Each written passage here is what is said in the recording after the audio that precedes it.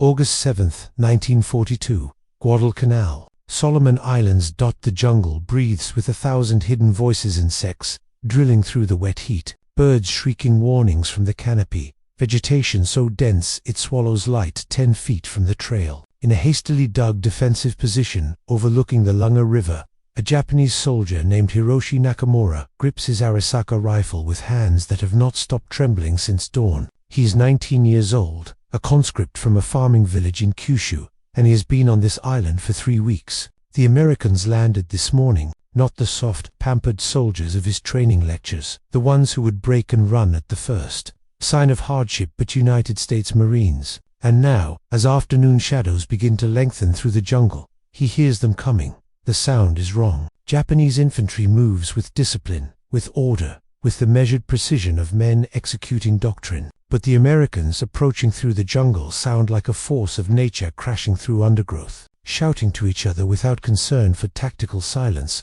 firing at movement with a profligacy of ammunition that seems incomprehensible. Nakamura has been issued 30 rounds. He has been trained to make each shot count, to husband his ammunition as the precious resource it is. The Marines ahead seem to fire whenever they glimpse shadow, expending bullets the way a rich man spends coins. And beneath the noise of their advance, beneath the crack of M1 Garands and the rip of Browning automatic rifles, there is something else, a kind of aggressive momentum, a forward pressure that does not pause, does not calculate, simply comes on regardless of resistance. Nakamura will survive this first day, retreating with his unit into the jungle interior, but what he experiences in these opening hours, the shock of facing an enemy that matches Japanese aggression with an even more relentless ferocity, will shape his understanding of the war to come. In the months ahead, as Guadalcanal becomes a meat grinder consuming both armies, he will learn what tens of thousands of Japanese soldiers are simultaneously discovering across the Pacific,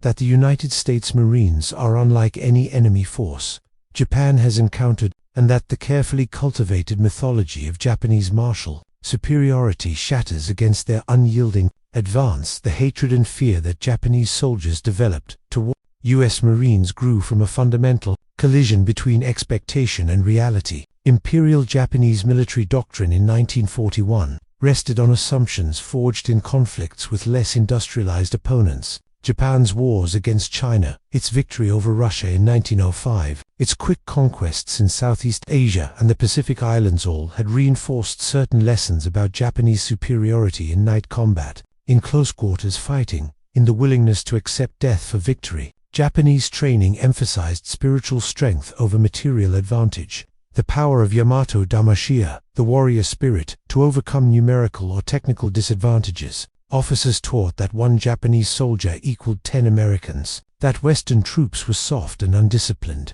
that they would collapse when faced with the righteous fury of imperial forces. The Marines who landed on Pacific Islands beginning in August 1942 destroyed these assumptions with systematic violence. They were not soft, they were not undisciplined, they did not break. And most disturbing, 2 Japanese soldiers expecting an enemy that would retreat when bloodied. The Marines came forward, always forward, through artillery, through machine gun fire, through every defensive position Japanese forces could construct. The Marines advanced with a mechanical inevitability that seemed divorced from normal human fear. Understanding why Japanese soldiers came to hate and fear facing Marines requires understanding what the Marine Corps represented in American military culture. The Marines were not conscripts. Every man had volunteered, had chosen this service, knowing its reputation for brutal training and violent employment. Marine Corps culture, forged over a century of small wars in the Caribbean and Central America,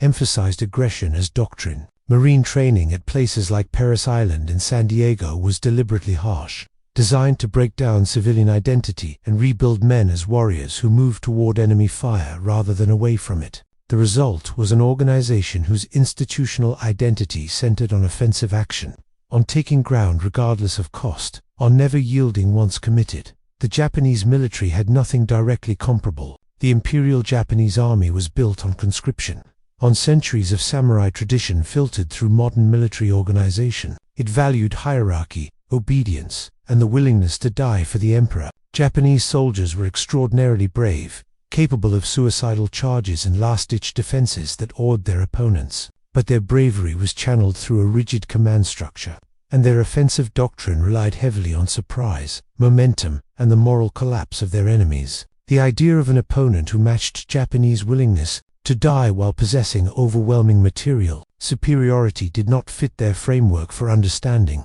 warfare. Guadalcanal became the crucible where these two military cultures collided with full force. The island itself, a malarial jungle with razor-edged kunai grass and volcanic ridges, seemed designed to test human endurance. Both sides suffered equally from disease, from the relentless tropical climate, from the difficulty of maintaining supply lines, but the fighting itself revealed fundamental differences in approach. Japanese tactical doctrine on Guadalcanal relied heavily on night attacks, on the belief that their superior night fighting skills and willingness to engage in close combat would overwhelm the Americans. Time and again, Japanese forces launched banzai charges against Marine positions, expecting the Americans to panic in the darkness, to break under the psychological pressure of screaming soldiers emerging from the jungle. Instead, the Marines held. They fought with a cold professionalism that shocked Japanese survivors. Marines fired disciplined volleys into the darkness, held their positions, and in the morning light, Japanese officers surveyed fields of their own dead, while Marine lines remained intact.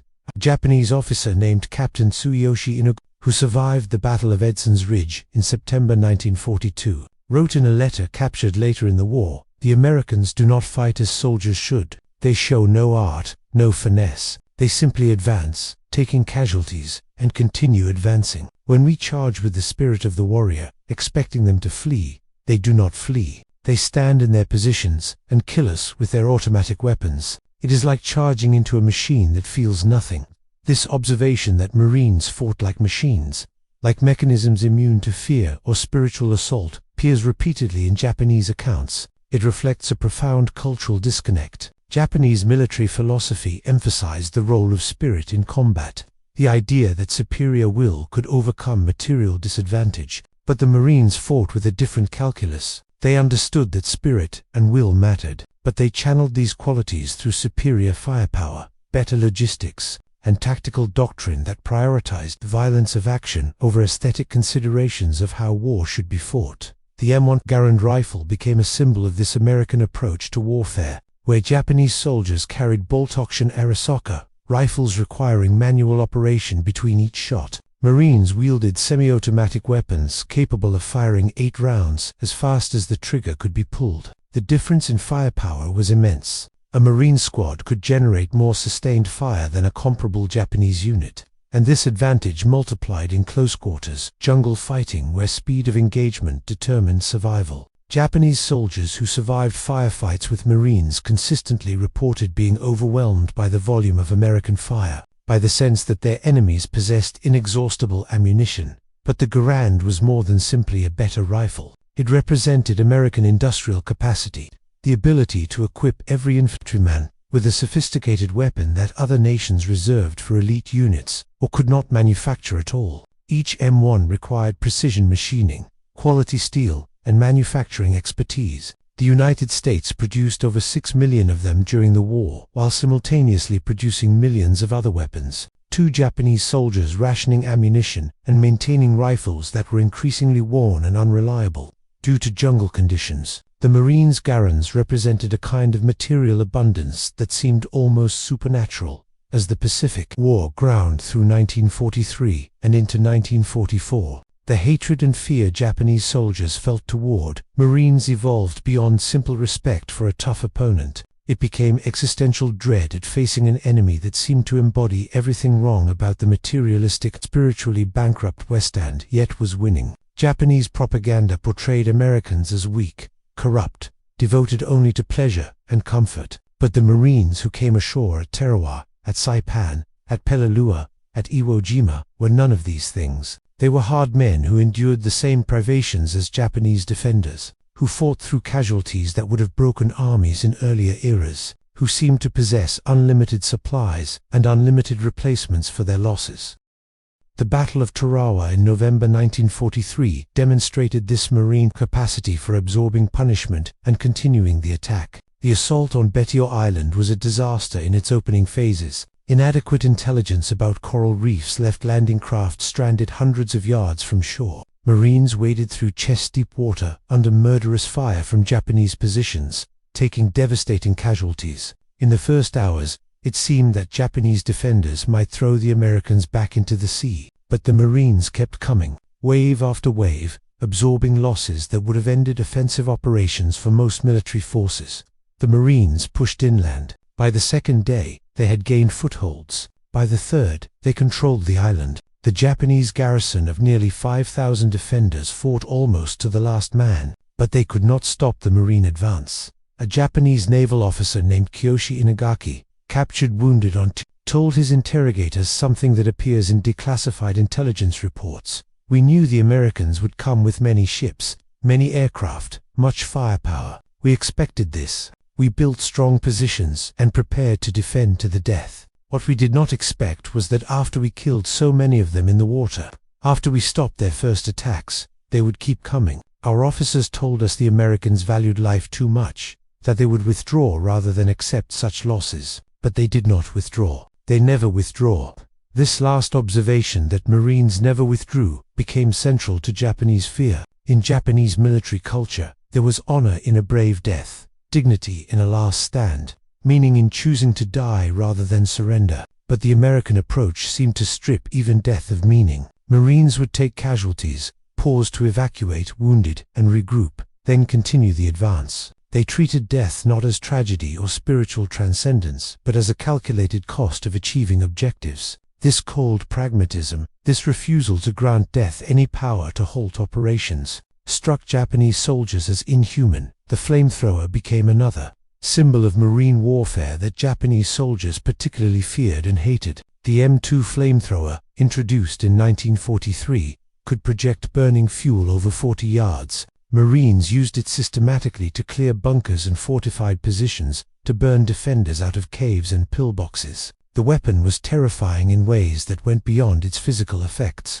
It represented a willingness to inflict horrible death, to burn men alive, without apparent hesitation or remorse. Japanese soldiers who had been taught that Americans were too civilized, too squeamish to wage total war, discovered that Marines employed the most horrific weapons available with calm efficiency. A Japanese diary recovered on Peleliu, written by an unknown soldier in the final days before his death, contains this entry: "The Americans have no souls. They burn us with fire from tanks. They blast us with shells day and night. They bring supplies and water while we have nothing. When we charge them to die with honor, they shoot us down like animals. There is no honor in fighting such men. There is only death, meaningless and terrible." This sense of meaninglessness, of death without honor or purpose, corroded Japanese morale in ways that pure casualties could not. Japanese military culture provided frameworks for understanding heroic death, for making sense of sacrifice in service to the emperor.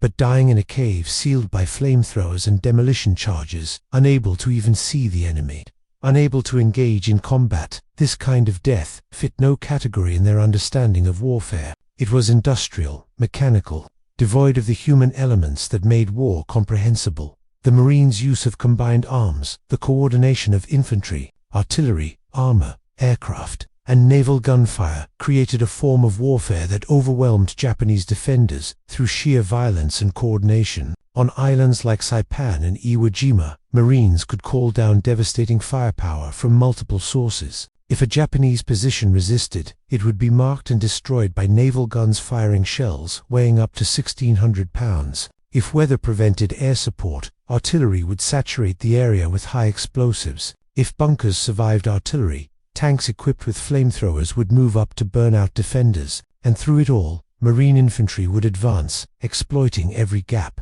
consolidating every gain. Japanese defenders had no comparable system. Their artillery was lighter, their communications less reliable, their ability to coordinate different combat arms limited by equipment shortages and doctrine that emphasized infantry action. They fought bravely and skillfully, but they fought with World War I methods against an enemy employing World War II capabilities. The disparity was crushing. By 1944, as American forces approached the Japanese home islands, the character of Japanese resistance began to change. Unable to stop Marine advances through conventional defense, Japanese commanders increasingly adopted tactics of attrition, designed simply to kill as many Americans as possible before inevitable defeat. On Peleliu, on Iwo Jima, on Okinawa, Japanese forces abandoned banzai charges in favor of defense in depth. They built elaborate tunnel systems, positioned troops in mutually supporting positions, and forced Marines to dig them out position by position in bitter close-quarters fighting. These new tactics succeeded in inflicting heavy casualties. Iwo Jima cost the Marines nearly 7,000 dead in 5 weeks of fighting, but they could not change outcomes. The Marines possessed the patience and resources to conduct grinding attritional warfare if necessary. They brought up flamethrowers and demolitions, and systematically cleared every position. They accepted casualties that seemed staggering by any historical standard, and kept advancing. And behind every Marine division that took losses, there were more divisions training, more replacements arriving, more ammunition stockpiled, more everything that industrial warfare required.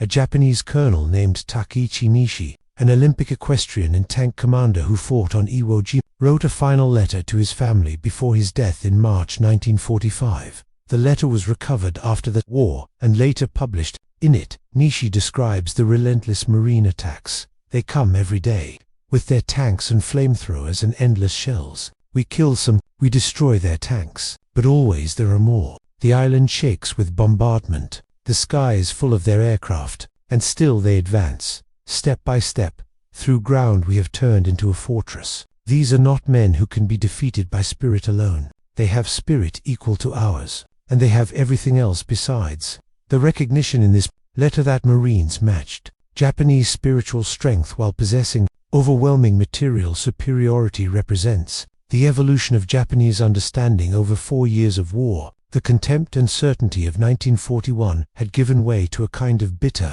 respect mixed with hatred for an enemy that had proven unstoppable, inexhaustible. The hatred Japanese soldiers felt toward Marines was intensified by the racial dimensions of the Pacific War. Japanese propaganda portrayed the conflict as a racial struggle between Asian civilization and white imperialism, but the Marines included among their ranks Japanese Americans from the 442nd Regimental Combat Team and Nisei linguists who served as translators and interrogators. These men, fighting for a country that had interned their families, represented a contradiction Japanese soldiers struggled to process. The existence of ethnic Japanese, fighting with ferocity for America, undermined the racial ideology that justified Japanese expansion. It suggested that loyalty and identity were matters of choice and principle rather than blood, a profoundly unsettling idea for a military culture built on ethnic nationalism. The Marine practice of evacuating wounded aggressively, of dedicating substantial resources to saving lives and returning injured men to duty, also marked a sharp contrast with Japanese military medicine. Japanese soldiers who were seriously wounded often received minimal treatment. Medical supplies were scarce, evacuation difficult, and military culture discouraged attention to suffering. Marines witnessed extensive medical support, with corpsmen attached to frontline units, rapid evacuation chains running from battalion aid stations to field hospitals to hospital ships, and sophisticated surgical care that saved men who would have died in any previous war. The contrast reinforced the perception of American abundance that the United States could afford to care about individual soldiers in ways Japan could not. The famous Marine Corps motto Semper Fidelis, always faithful, translated into a culture that genuinely attempted to bring men home. Marines fought to recover bodies, to leave no one behind, to evacuate wounded under fire. This emphasis on individual worth, on every Marine mattering, created cohesion and morale that sustained offensive operations through horrific casualties. Japanese soldiers, watching Marines risk their lives to recover fallen comrades, saw both admirable loyalty and confirmation that Americans were weak, too attached to life to wage war properly. But this supposed weakness kept producing Marines who advanced into fire, so perhaps it was not weakness at all. By the time of Okinawa in the spring of 1945, Japanese defensive tactics had evolved to their ultimate form, a strategy of pure attrition designed to kill enough Americans that an invasion of Japan itself would seem too costly. Okinawan defenses killed nearly 8,000 Marines and soldiers and wounded over 30,000 more. Japanese forces fought with suicidal determination from caves and fortifications that required explosive charges and flamethrowers to clear. Kamikaze aircraft struck the supporting fleet with unprecedented intensity. Everything about the battle was designed to create the maximum psychological impact on American planners, to make them calculate the cost of invading the home islands and conclude it was too high. And yet, after 3 months of the bloodiest fighting in the Pacific War, Okinawa fell. The Marines and Army units took every position, cleared every strongpoint, secured the island. The will to continue, to advance despite casualties, to accept losses and keep fighting, this quality that Japanese soldiers had come to hate and fear about the Marines, sufficient even against the most determined resistance Japan could mount. In the final months before Japan's surrender, the accumulated fear of facing Marines showed in Japanese defensive planning for the home islands. Documents recovered after the war revealed that Japanese military planners specifically tracked which American divisions were designated for Operation Downfall, the planned invasion of Japan. Marine divisions were flagged as primary threats, units that would have to be stopped at the beaches or destroyed in costly fighting immediately after landing. The Japanese understood by this point that Marines represented the spearhead of American amphibious capability, that wherever they landed, they would establish and expand a beachhead, regardless of resistance. The atomic bombings of Hiroshima and Nagasaki in August 1945 ended the war before the Marines could assault Japan's home islands, but the shadow of what that invasion would have cost hung over both sides. American planners estimated casualties in the hundreds of thousands. Japanese plans called for national mobilization, for every citizen to resist, for the entire country to become one vast battlefield. And at the center of this nightmare scenario were the Marines, the force that Japanese soldiers had learned through bitter experience could not be stopped by anything less than complete annihilation. The hatred and fear Japanese soldiers felt toward Marines was not irrational. It was earned through repeated demonstration that Marine Corps doctrine worked, that the emphasis on aggressive offense supported by overwhelming firepower could break any defense, given sufficient time and resources. Japanese soldiers learned that fighting Marines meant facing enemies who were as brave as any samurai, as willing to die as any imperial soldier, but who also possessed advantages in equipment, supply, medical care, fire support, and above all, the institutional culture that treated battle not as spiritual test, but as problem to be solved through applied violence. In post-war interviews, Japanese veterans consistently identified Marines as the American troops they most feared encountering. A former Japanese officer named Tadamichi Kuribayashi, who survived the war despite serving through multiple island campaigns, explained in a 1970s interview, "Soldiers fear many things in war: artillery, air attack, starvation. But we feared the Marines for a different reason. We feared them because we knew that once they landed, they would not stop. They would come forward every day, through every defense, accepting casualties we thought no army would accept, and eventually, they would win. Not because they were braver than us, we were also brave, but because they could afford to be brave. They had the weapons, the supplies, the replacements, everything that war requires, and they were willing to use all of it to win." This recognition of American material superiority, of the abundance that allowed the United States to wage war with a profligacy that seemed wasteful, but was actually overwhelming, cuts to the heart of why Japanese soldiers hated facing Marines. The Marines represented everything the Japanese military pretended did not matter: logistics versus industrial capacity, technological advantage, systematic application of violence. Japanese doctrine elevated spirit over material, will over resources. The Marines proved that spirit and will were necessary but not sufficient, that wars between industrial powers were won by the side that could bring more of everything to the fight and sustain it longer. The M1 Garand rifle, firing its 8 rounds in rapid succession, represents this truth in microcosm. It was not magic, it was engineering, manufacturing, and doctrine combined into a weapons system superior to what Japan could field. Multiply that advantage across every category of equipment: rifles, machine guns, artillery, tanks, aircraft, ships, and the outcome was predetermined. The Japanese soldier with his bolt-action rifle and 30 rounds of ammunition faced an enemy with a semi-automatic weapon and unlimited resupply. The Japanese infantrymen without artillery support faced an enemy who could call down naval gunfire from battleships offshore. The Japanese defender in his pillbox faced an enemy with flamethrowers, demolition charges, and the patience to reduce every position. And through it all, the Marines kept coming. They came ashore at Guadalcanal and fought through jungle and disease to take the island. They came ashore at Tarawa and waded through the water under fire until they seized the beach. They came ashore at Saipan and Peleliu and Iwo Jima and Okinawa, and every time Japanese defenders fought with desperate courage.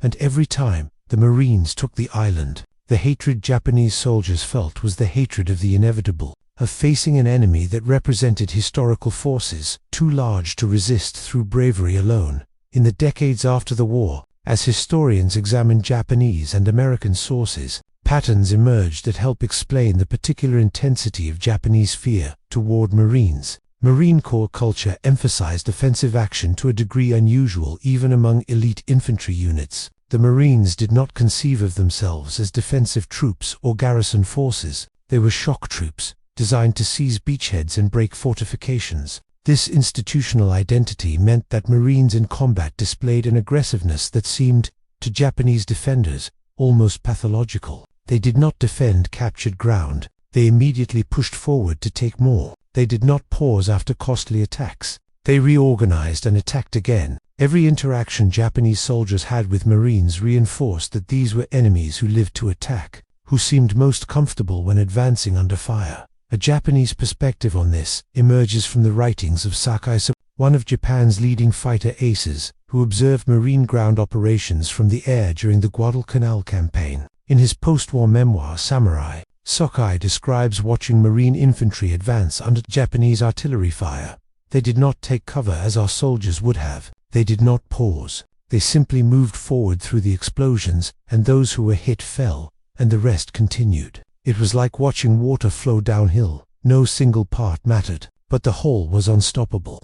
This observation that Marines fought as a system rather than as individual heroes captures something essential about American military culture. In World War II, Japanese doctrine emphasized the role of individual warriors, exceptional men performing extraordinary feats. American doctrine emphasized the role of units, of coordinated action, of systems that functioned regardless of whether any particular soldier was exceptional. The result was an army that could sustain effectiveness through heavy casualties because the system continued functioning even as individuals fell. Final irony of Japanese hatred and fear toward Marines lies in the mirror it holds to Japanese military culture. Everything Japanese soldiers were taught to value: courage, aggression, willingness to die. The Marines displayed in equal or greater measure, but the Marines embedded these qualities within a framework of material abundance and systematic violence that multiplied their effectiveness. The spiritual approach to warfare that Japan championed met the industrial approach that America perfected, and the industrial approach won not because it was more humane or more just, but because it was more effective. In the silence after the war, in the years when veterans on both sides tried to make sense of what they had endured, the mutual respect between Japanese and Marine survivors often proved stronger than wartime hatred. Men who had tried to kill each other on Guadalcanal or Iwo Jima met in later years and found common ground in their shared experience of the war's brutality. But the fear and hatred that Japanese soldiers felt toward Marines during the war remained part of the historical record, a testament to the effectiveness of Marine Corps doctrine and the overwhelming advantage of American industrial power properly employed.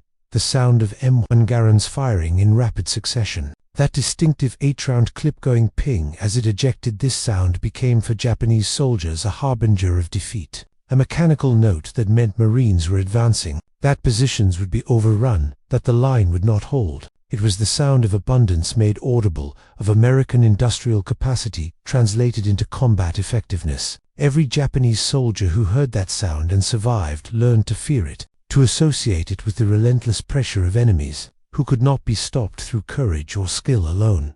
The jungle on Guadalcanal, where Hiroshi Nakamura first heard Marines advancing in August 1942, has long since reclaimed the battlefields. The foxholes have filled in, the bunkers collapsed, the rusting equipment been swallowed by vegetation. The men who fought there are mostly gone now, their memories fading with them. But the lessons of that campaign, and all the campaigns that followed across the Pacific, remain etched in history. Japanese soldiers learned to hate and fear Marines because the Marines proved that ideology without industry fails, that spirit without supply loses. That willingness to die means nothing if the enemy possesses equal will backed by superior means. The Marines came ashore on hostile beaches and fought through every defense because that was their mission and their culture, because aggression and violence of action had been drilled into them until it became instinct, and because behind them stood the greatest industrial power in human history, ready to provide everything warfare required in the end. Japanese soldiers hated facing Marines for the same reason any defender hates facing an unstoppable attacker, because it forces the terrible recognition that courage and determination are not enough, that wars between industrial nations are decided by production and logistics, and that no amount of warrior spirit can overcome enemies who match that spirit while possessing 10 times the tanks,